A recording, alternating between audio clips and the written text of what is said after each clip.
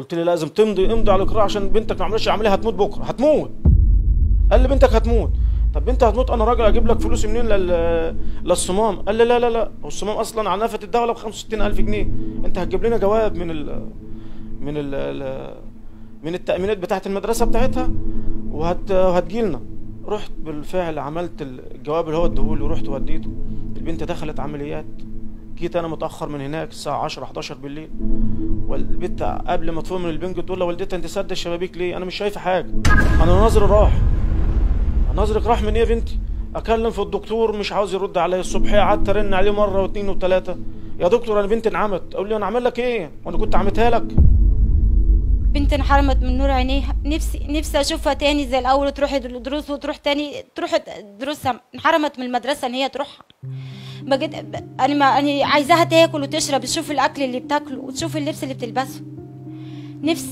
نفسي ترجع لي تاني نور زي ما الاول. ما كانتش بتفارقني خالص،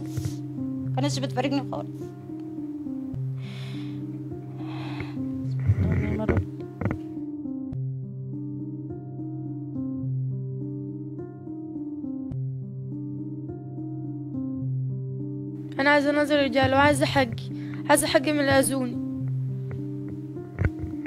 طب هم استفادوا وما عملوا فيها كده يعني كان نفسي اروح المدرسه وكان نفسي اعمل كل حاجه، حرموني امشي واجي لروحي. ماما دلوقتي هي اللي بتنزلني وتوكلني وتعمل كل حاجه. رحت اقدم في مدرسه رفضوني عشان اني حاله خاصه. لازم تروحي مدرسه خاصه صح؟ لا، قالوا ودينا مدرسة يعني مدرسة النور والأمل، الناس مش بيشوفوا بقى، الناس مش بيشوفوا مش بيتكلموا. بس أنا قلت لهم مش هروح واسيب ماما وبابا. قعدت اعيط واصرخ واحط على رجليهم، بنتي ايه اللي حصل ليها؟ فيدوني ايه اللي حصل لبنتي؟ لقيت مفيش حد بيفيدني باي حاجه، وبيقولوا لي البنت احنا مش عارفين ندرس حالتها. انا اول مره في حياتي اشوف دكتور بعيط على حاله، والله العظيم 3. بقول له يا دكتور حضرتك انت بتعيط على الحاله ليه؟ قال لي ربنا يعينك يا ابني، انت منين؟ قلت له من الشرقيه. لما حد من اولادنا بيتعب، اللي بنآمل عليه، الشخص الوحيد اللي بنآمن على اولادنا معاه هو الدكتور المعالج. بنكون واثقين ان هو بيعتبر الشخص ده او ابننا زي ابنه بالظبط، لا هيحصل اهمال ولا هيحصل اي حاجه، ولكن بنبقى واضعين ثقتنا فيه بعد ربنا سبحانه وتعالى. ولكن لما دكتور يتسبب في فقدان بصر طفلة عندها 15 سنة يبقى فيه إهمال رهيب. البنت داخلة زي الفل بتشوف ونظرها يعني زي ما الوالد بيقول كان نظرها حلو جدا، فجأة أنا مش شايفة يا بابا.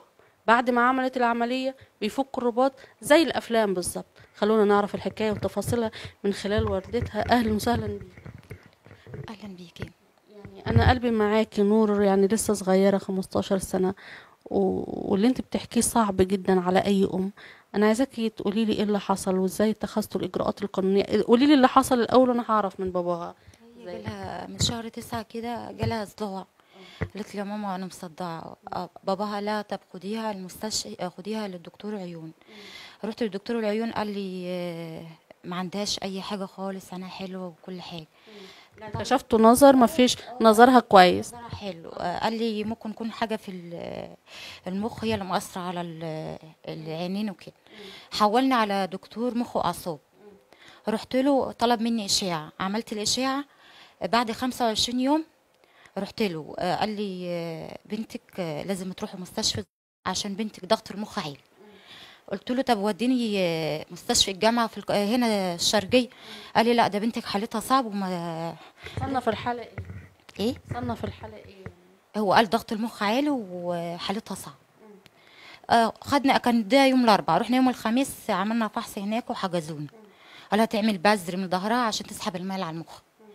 كان الصداع ده مستمر؟ لا يعني اول جالها كان اول مره. يعني احنا متعودين دايما لما حد بيجيله صداع بياخد حبات مسكن وخلاص. انتوا يعني كان الالم مستمر لدرجه النظر. قلنا يمكن من النظر. احنا ودينا لها للدكتور قال ما عندهاش اي حاجه. رحنا بقى مستشفى والدكتور حولنا على هناك وقال لي انا شغال يعني في المستشفى دي والمستشفى دي كويسه وكده. رحنا على حسابي يعني ما هو قال لي تعمل بذر وتيجي في نفس اليوم.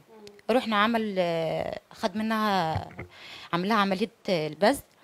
خد منها حقنه وقال لا ده ضغط المخ 47، لازم تقعد معانا يعني مره ولا مرتين كمان. عدينا يوم يعني خد منها تاني، لقيت البت نظرها بيروح. تالت مره يعني ضغط المخ نزل، قال لا لازم تعملوا سموم. الصمام ده قال الصمام دوت يعني ممكن عشان ما بدل ما كل شويه نبذل لها الميه ايه، بدل ما تطلع المخ تبقى ايه يعني تنزل في البلوكات. احنا ما نعرفش ان هي نظرها يروح. راح عمل لها تاني اسبوع، يعني احنا رحنا السبت التاني، عملها الصمام. عمل الصمام في جنبها وبطنها وظهرها. ولما صحي فات من البنك، يعني دنتها نايمه طول الليل، فات من البنك على اليوم الاحد، قالت يا ماما صحيت من النوم، قالت يا ماما الدنيا سودا مش شايفه حاجه. ونظرها راح. احساسك كان ايه؟ انا بقيت يعني بقيت الطم، يعني مؤاخذه اصوت. اتصلت بباباها، اتصل بالدكتور اللي هو حولنا، قال لي ده انت كنت جايبها لعمي، انا كنت عملتها لك. وبنتي اذكر ان هي كانت بنتي راحت 8 ايام بقى تنزل السلم لروحها، وتنزل تشتري من تحت، تدخل الحمامات لروحها. لعند بقول للممرضين، قالت ده بنتك كان كل شويه نلاقيها قدامنا ونازله وطالعه. ومن ساعتها بقى الدكتور كل يوم التاني ياخدوا منها حقن. طب بتاخدوا منها دم، تاخدوا منها دم ليه؟ قال السحالات عشان نشوف التحاليل الدم. هو في عندكم حد كده؟ قلت لا، عيلة باباها حلو كويسين وعيلتنا كويسين، ما فيش حد. في ايه عند بنتي؟ عايزه اعرف عند بنتي. قالوا احنا عند دلوقتي ما وصلناش اللي عند بنتك فيه. انتوا واثقين ان التشخيص ده كان صحيح؟ احنا ما نعرفش يا اصلا، ما حاولتوش ما حاولتوش تروحوا لدكتور تاني يشخص لها الحاله قبل؟ الدكتور اللي هنا وودانا مصر. الدكتور اللي هنا قال لك ما فيش حاجه؟ ما هو بتاع العيون قال ما فيش حاجه، قال ده مخ واعصاب. احنا مشينا بقى تبع المخ واعصاب، قلنا يمكن في حاجه، الميه اللي مأثره على العين. سحب الميه، وبعد يومين بعد ما حطوا لها الصمام، بعد يومين شالوه. طب شالوه تاني ليه؟ الدكاتره اللي هم مستشارين بيجوا كل اتنين. نور بنتي اول ما ركبت الصمام كانت على طول يجي لها الصبح، ما كانتش بتنام ليل ولا نهار، كل شويه اكلم باباها باجي يجي لها الصبح واخر النهار، ويجي هنا يبات مع الاولاد وهنا. وكان بيسيبني، ما كانتش بتاكل ولا بتشرب، وجالها جفاف هني. لما الدكاتره بقى جم شافوها قالوا لا لازم الصمام يتشال، الصمام اتركب غلط. وراحوا شالين الصمام، يعني هي ركبته السبت شالوا التالت. لما واجهتوا الدكتور قال لك انتوا طلبوا منا طلبوا منا اشاعات، رحنا عملنا 5 اشاعات على حسابنا بره، مفيش ولا اشاعه عملناها في المستشفى. طب التحاليل اللي انتوا عملتوها كانت اثبتت فعلا ان في ميه على المخ؟ لا مفيش حد قال لنا حاجه. كل ما اقول طب حللتوا الميه فيها ايه، محدش قال لنا حاجه في المستشفى. لعند لما خلصنا الجواب اللي هو بتاع التامين، كانوا بيقولوا هتقعدي سنه، هتقعدي سنتين، بنتك حالتها صعب. كل يوم التاني اعيط واكلم جوزي، يقولوا لو انت زهجانه روحي وبعتي لنا حد تاني. مفيش خالص. بنت زي كده ما كانتش، انا كانت بتروح السوق معايا، ما كانتش بتفارقني في اي مكان، في اندار سيده على طول. بنتي خلاص عادت بتنام على السرير، ما عادتش بتتحرك، تنزل السلم الا بايدي، انا اللي باكلها، انا بشرب. حرمت من نور عينيها، حرمت من كل حاجه. طلباتك ايه؟ طلباتي ان هي تاخد حق او نظرها يرجع لها. لو شايفه الدكتور اقول له انا عايزه الله يسامحك اللي انت عملته، بس شوف لي اي دكتور يرجع لي نظر بنتي تاني، وربنا موجود هو اللي هيجيب لي حق.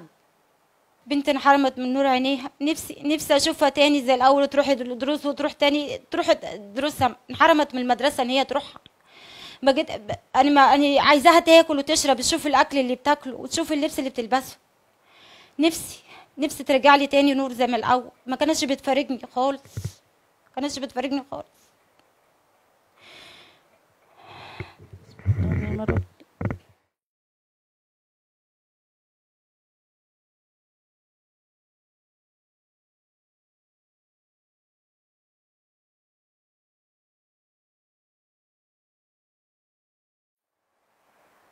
نور الف سلامه عليك. الله يسلمك. عامله ايه دلوقتي؟ الحمد لله. ايه الجمال ده؟ انت في سنه كام؟ تالتة اعدادي. بتروحي المدرسه عادي؟ لا ما بروحش. ما بقيتيش تروحي بعد العمليه صح؟ رحت اقدم في مدرسة رفضوني.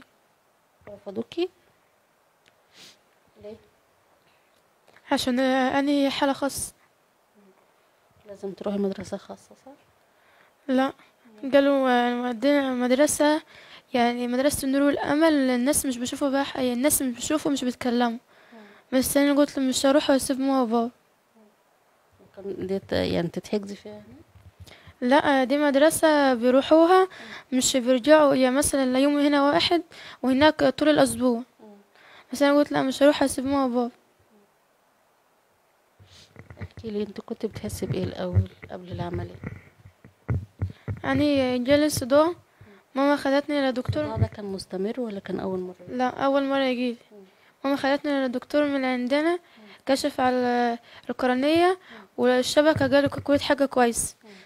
بعدين رحنا قالوا نعمل إشعاع مجال بصري في حدنا في الرمد.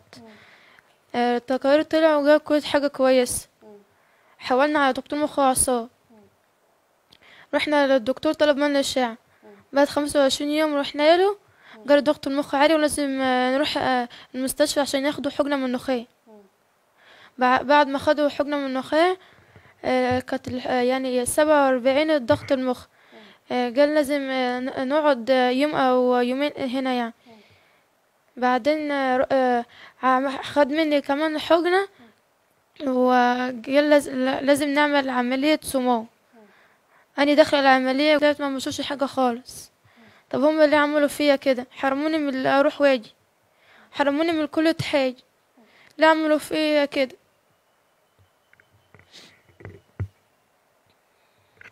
انت زي الفل ان شاء الله، وان شاء الله هترجع تشوفي تاني، وهنرجع نقولك مبروك باذن الله. قولي لي بس، الصداع ده كان اول مره يجيلك؟ يعني انت كنت حاسه أيوة، كنت حلو، كنت بروح دروسي وباجي وكنت حلو، مش كان عندي حاجة. تقولي لهم ايه دلوقتي؟ أنا عايزة أنظر رجال، وعايزة حقي من اللي أذوني. طب هم استفادوا وما عملوا فيا كده يعني. أنا كان نفسي أروح المدرسة، وكان نفسي أعمل كل حاجة، حرموني أمشي واجي لروحي.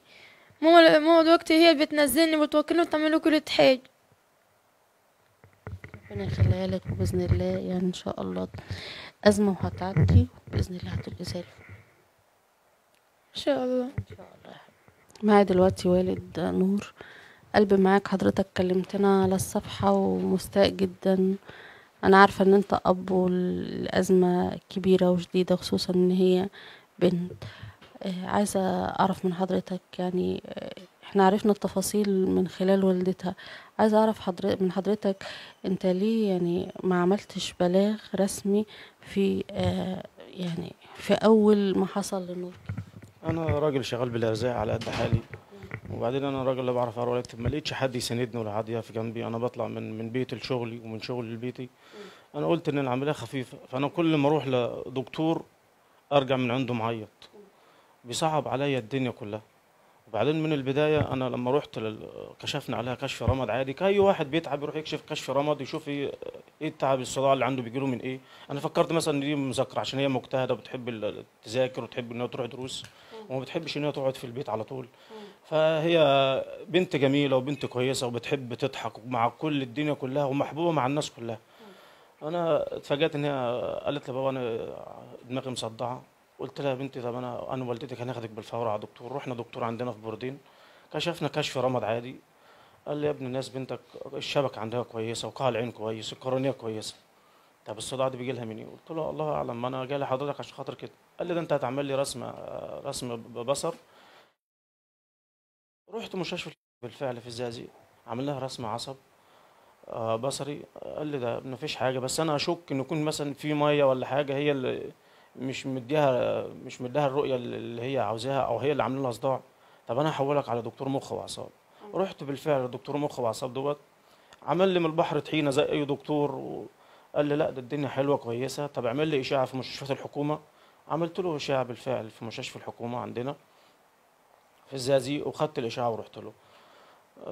ايه يا دكتور ايه الحل؟ قال لي لا انت ازاي انتوا ساكتين على البنت كده، انتوا جايين متاخرين. قلت له يا دكتور انا جاي لك 14/9 وبقالي 25 يوم اهو، وانت حضرتك كتبت لي علاج، ويا ريت العلاج اللي كتبه يعني لا الحاله العلاج اصلا ما يخصش الحاله خالص، يعني كل ما دكتور يشوفه يقول لي لا ده مش دي العلاج. عرضت الاشعاعات ديت على يعني دكتور تاني غير الدكتور ده؟ عرضتها على دكاتره في الزقازيق ودكاتره عندنا هنا برضه يعني اقروا ان هو في حاجه في المخ؟ اقروا لا ما فيش حاجه في المخ، ما قالوش ان في حاجه في المخ. قالوا لي ان البذل اللي بذلته بذل غلط، المفروض اصلا ما كانتش تبذل. وبعدين هو لما حولك على المستشفى المفروض ما كانش حولك على المستشفى الزراعي الجامعي على طول في مصر. انت كان الصح ان هو يدي علاج اللي هو تشخيص الحاله. انت بتقول لي ضغط المخ عالي، انت ادي علاج تشخيص الحاله. لا دي ما اداش عليه تشخيص الحاله، على دخل طول على عمليه. دخل على طول قال لي لا ده انت هتطلع على طول عمليه. لما رحت لكذا دكتور محترم وشخصيات محترمه ودكاتره كبيره، قال لي الصح الطبيعي لو ضغط المخ بتاع بنتك عالي زي ما هو بيتكلم يدي علاج شهر واثنين وثلاثه، ما فيش نتيجه، ده انا بقيس ضغط المخ وابذل لها مره واقيس ضغط المخ تاني. قلت له لا ده ما عملش معايا كده. قال لي لا ده اسمه عك، دي الشغل اللي اتعامل مع بنتك ده اسمه شغل عك. طب اعمل ايه يا دكتور؟ قال لي لا انا كده ما فيش، ما اقدرش اكتب لك اي علاج. في دكاتره كتبت لي علاج وفي دكاتره قالوا لا انت هتستجاب معانا بس بنتك متدمره خالص. بالفعل الدكتور ده لما وداني مستشفى الزراعي الجامعي في مصر رحت هناك، استقبلونا استقبال حلو. الرمد من ناحيه ياخدوا البنت جوه تقعد بالساعه وبالساعتين تطلع عايط وتقول حوش دماغي هتتبهدل من ما اعرفش بيحط لها قطرات في عينيها ولا بيحط لها ايه، البنت تطلع مش شايفه حاجه خالص. نفس النظام قالوا لي ده انت هتبذل ضغط المخ عالي. ماشي، بذلت مره لقيت النظر قل، تاني مره النظر قل، تالت مره لقيت البنت بدات خلاص تشرب. لما انت لقيتها النظر قل من اول مره ليه بذلته تاني؟ على كلامه هو ان ضغط المخ عالي، على كلام الدكتور اللي وداني المستشفى دوت. هو اصلا شغله في المستشفى سبت واثنين واربع، وهو اصلا متخرج من المستشفى ده او من جامعه المستشفى ده. فانت ليه يضرنا ليه؟ انا راح جايب ودينا بالفعل. لما رحنا هناك بذلنا مره واثنين وثلاثه، قال لي لا ده احنا كده المفروض الطبيعي بتاع ضغط مخ بنتك 17 ونص، هو عند بنتك 47. طب 47 حضرتك انت طلبت مني تركيب صمام وركبت الصمام وقلت لي لازم امضي على الاقرار عشان بنتك ما عملتش عمليه هتموت بكره، هتموت قال لي بنتك هتموت. طب بنت هتموت انا راجل اجيب لك فلوس منين للصمام؟ قال لي لا هو الصمام اصلا على نفقه الدوله ب 65,000 جنيه، انت هتجيب لنا جواب من التامينات بتاعه المدرسه بتاعتها وهتجي لنا. رحت بالفعل عملت الجواب اللي هو اداهولي ورحت وديته. البنت دخلت عمليات، جيت انا متاخر من هناك الساعه 10 11 بالليل، والبنت قبل ما تفوق من البنج تقول لوالدتها انت سد الشبابيك ليه؟ انا مش شايفه حاجه، انا نظري راح. نظرك راح من ايه يا بنتي؟ اكلم في الدكتور مش عاوز يرد عليا. الصبحيه قعدت ارن عليه مره واثنين وثلاثه، يا دكتور انا بنتي انعمت. اقول له انا اعمل لك ايه؟ وانا كنت عمتها لك؟ يعني ايه يعني كنت عمتها لي؟ انت اصلا ما جيتش. يعني الدكتور اللي وداني قال لي انا هجي لك هبذل لها، انا باجي المستشفى سبت واثنين واربع، انا اللي هبذل لها. ما جاش، ما شفتوش خالص. الدكتور اللي عمل العمليه؟ نعم، الدكتور اللي عمل العمليه دكاتره، ده 3 دكاتره ولا 4 دكاتره هناك. انا عملت محضر بالدكتور اللي حولنا والدكاتره اللي عملوا العمليه اللي انا وريت لحضرتك التشخيص بتاعهم. طب قالوا ايه يعني الدكاتره؟ بيقولوا احنا مش عارفين نوصل لحاجه. طب انت مش عارف توصل لحاجه، انت دكتور مش عارف توصل للحاله، انت ليه تبذل لها وتركب لها صمام وتاني يوم تقول لي خد اعمل لها اشاعه؟ ده ضغط المخ نزل ل5. ولما رحت عملت الاشاعه انا بعتها للدكتور اللي حولني، قال لي ده ضغط المخ عالي. طب منين انت بتقول لي ضغط المخ 5 عند البنت وفي الاشاعه بتقول لي ضغط المخ عالي؟ ثالث يوم جت الدكاتره الكبيره، قعدت اعيط واصرخ واوطي على رجليهم، بنتي ايه اللي حصل ليها؟ فيدوني ايه اللي حصل لبنتي؟ لقيت ما فيش حد بيفيدني باي حاجه، وبيقولوا لي البنت احنا مش عارفين ندرس حالتها. احنا مش عارفين ندرس حاله البنت. طب انتوا مش عارفين تدرسوا حاله بنت زي كده؟ ما شخصوها وعملوا عمليه على بناء على شخصت الحاله ليه وبذلت لها 3 مرات وركبت لها صمام، وبعد 3 ايام شلت الصمام. انتوا واخدين بنتي تعملوا عليها دراسه ولا واخدين بنتي ازاي؟ انا بستغرب لحد دلوقتي. مستشفى كبير زي كده وفي دكاتره والناس داخله عليه بطريقه بشعه. يعني انتوا بتاخدوا ولاد الناس اللي غلبان واللي ظروفه على قده واللي مبسوط، انتوا بتاخدوهم تتعلموا فيهم، ولا انتوا بتاخدوهم يا صابت يا خابت بقى وهي وظروفها؟ انا قعدت اتكلم معاهم اقنع فيهم، يقول لي ما في، احنا مش عارفين نوصل لحاجه، الحل الوحيد ان انت تصبر معانا. صبرت. طب انتوا عاوزين مني ايه؟ قالوا لا احنا هنشوف حاله البنت هتوصل لايه. كلفت كتير العمليه؟ انا صرفت من جيبي لحد دلوقتي، انا عليا فلوس تعدي ال 45,000 جنيه من جيب حضرتك ومن جيب ده ومن جيب ده. انا راجل شغال بالارزاق، شغال في شركه، كنت شغال في شركه في العاشر من رمضان وما حصلش نصيب ان انا اكمل فيها. رحت شركه في العبور، انا ما حصلش نصيب ان انا اكمل في الشركه دي. وبعدين لسه الشركات جديده فين وفين لما بتامن على الواحد. انا راجل شغال بالارزاق، يقول لهم اللي بيشتغله هو اللي بيتحاسب لي، واللي ما بيشتغلوش عند ربنا سبحانه وتعالى. طب انا دلوقتي مستشفى كبير زي كده، في اشعاعات رنين مغناطيسي، في اشعاعات مقطعيه، في رسم عصب كهربائي، يخلوني كل يوم يوم لا يقولوا لي اطلع اعمل اشاعه. طب انا راجل برزاق اجيب من يقول اتصرف، مش عاوز تعمل براحتك انت حر، احنا قلنا لك وخلاص. بقيت استلف من ده واستلف من ده واجري عشان اشوف ايه اللي عند بنتي، وما افادونيش باي حاجه. والاخر رحت قالوا لي لا انت رحت لازم تعمل لنا رسم عصب حجري على المخ وعلى عصب العين. فين؟ قالوا لي في المستشفى المغربي عند السيده زينب، في السيده زينب والسيده نفيسه. رحت انا اول مره في حياتي اشوف دكتور بعيط على حاله، والله العظيم 3. بقول له يا دكتور حضرتك انت بتعيط على الحاله ليه؟ قال لي ربنا يعينك يا ابني، انت منين؟ قلت له من الشرقيه. ايه اللي حصل؟ قلت له الامر 1 2 3. قال لي ازاي حاله زي كده تركب لها صمام ينزل ضغط المخ ويجف عندها كده وينزل ل5 والبنت نظرها يروح؟ ازاي يا ابني ازاي؟ قالته بعيط. قال لي ربنا يعينك على اللي انت فيه. طب انا حق بنتي ده عند مين؟ حق بنتي ده عند مين؟ انا بناشد الدنيا كلها، بناشد وزير الصحه، بناشد الدنيا كلها، رئيس الجمهوريه، بناشد الدنيا كلها، حق بنتي ده عند مين؟ بنتي ديت اللي كانت متفوقه في دراستها، متفوقه في حياتها كلها، كانت بتحب تفرح وتتنطط وتروح اي فرح كان الكل يحبها، وكانت مبسوطه في حياتها. ليه نكدوا علينا عيشتنا؟ وليه يتعبوا حاله زي كده؟ الحاله دي ذنبها ايه لما تتبهدل البهدله كلها؟ يعني انتوا دكاتره ما عرفتوش ايه اللي عند البنت؟ ما كان من البدايه لو انت مش عارف تشخص الحاله ما كنتش تبعتها. انا لما رحت للدكتور محمد احمد يحيى في الزقازيق، دكتور مخ واعصاب، قال لي قسما بالله ما اكتب لك برشامه صداع. بيقول لي ليه يا دكتور؟ قال لي بنتك بذلت بذل المفروض ما كانتش تبذله، ومفروض يا ابني ضغط المخ قدر الله لو ضغط المخ عالي عند بنتك ما تستناش ساعه ولا 2. انت ليه سبتهم ليه لما عملوا في بنتك كده؟ بنتك ليه حصل معاها كده؟ ليه حرموها طفله زي كده، حرموها من نور عينها ليه؟ استفادوا ايه؟ حسبنا الله ونعم الوكيل فيهم. وانا حق بنتي مش هسيبه لو اخر ساعه في عمري. انا بصراحه بشكر سياده المستشار شوكة العشري والاستاذ محمد سعدوني والاستاذ صلاح فؤاد، هو اللي ساعدني ان انا اوصل لحضرتك. وانا حق بنتي دوت انا مش هسيبه لو عندي اخر يوم في عمري. وانا معايا سياده المستشار شخصيه محترمه، وعندي يعني قضاء مصر بتاعنا قضاء محترم وما بيسيبش المظلوم في حقه، ما بيسيبش المظلوم، بيجيب له حقه. وانا بدور على حق بنتي، وعاوز الناس المحترمه اللي في البلد المسؤوله تدور على حق بنتي دي. الخطا الطبي الجسيم اللي حصل لبنتي ده عند مين؟ انا راجل شغال بالارزاق، اللي معايا اروح لمستشفى خاص، انا بقيت ما عدتش قادر اروح اتحرك، اروح فين؟ حاله بنتي دي يرضى مين اللي حصل لبنتي ده؟ لو اي واحد مسؤول في البلد يرضى اللي حصل لبنته دوت، انا هرضى على اللي حصل لبنتي. انما حرام دكتور واثنين وثلاثه قال لي المفروض البذل. الدكتور محمد احمد يحيى قال لي المفروض يا ابن الناس ما فيش حاجه اسمها بذل.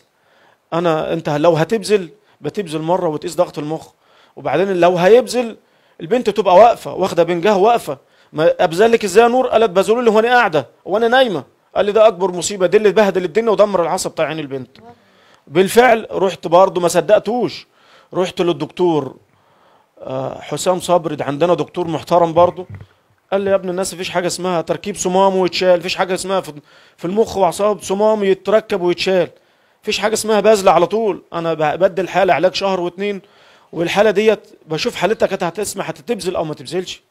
انا مش على طول ذنبها هي بنت زي كده بريئه، حقها عند مين؟ انا بناشد الدنيا كلها حق بنتي انا مش هسيبه. وانا معايا سياده المستشار شوكة العشري من الشخصيات المحترمه اللي تبنى القضيه، هو الاستاذ محمد سعدوني، هم اللي تبنوا قضيه بنتي. والناس ديت وقفوا جنبي بالفعل، وعملت محضر في اسم الويلي في القاهره، وبدور على حق بنتي. انا عاوز الدنيا كلها تساندني وتدور على حق بنتي ان شاء الله باذن الله. جينا نكلم الدكتور اللي ودانا المستشفى بيقول بنتك جايه عمي واحنا مش عاملين جايلنا كده. يعني كلم كل ما حد يكلمه بيكلمه باسلوب مش محترم. انا يعني طب ليه؟ ده انا والله العظيم 3 يعني انا بقيت اكلمه وعيط. طب حق بنتي عند مين؟ يا دكتور يروح جاي قافل في وش التليفون، ما يكلمنيش. بنت يا فندم انا والله العظيم 3 لما جم يشيلوا الصمام ونزلت انا تحت، انا دخلت بنتي قعدت اكتر من 3 ساعات في العمليات بره في طرقه العمليات، ما عملوش لها حاجه. وفين وفين لما دخلت وشالت الصمام وراحوا حاطينها لي على الترول وسابوها. قعدت انادي على موظف الاسانسير قسما بالله اكتر من ساعه، ما رضي ينزل لي بالاسانسير. بنتي شلتها من الدور الثاني للدور السادس فوق على كتفي، وعماله تصرخ وفي ظهرها جروح وفي جنابها الاثنين. طب عند مين كل ده؟ طلباتهم مشروعة جدا، عايزين حق نور. يعني نور بنت كانت متفوقة وبتذاكر كويس وحابة التعليم، خسروا كل حاجة، خسروا فلوس. الأب استلف فلوس كتير علشان خاطر يعمل عملية، للأسف العملية فشلت. لا للأسف كمان العملية أفقدتها البصر، وعايشة دلوقتي مش شايفة أي حاجة خالص. والدتها اللي بتخدمها في السن ده بدل ما كانت هي اللي بتخدم والدتها، وكانت يعني الأم ما بتصدق إن بنتها تكبر علشان خاطر تبقى سندها. إن شاء الله كلنا ثقة في قضاء مصر العادل، حقها هيرجع بإذن الله. بكده انتهت حلقتنا النهاردة، دمتم في رعاية الله وأمنه. كان معكم سميحة صلاح في حادث الشارع.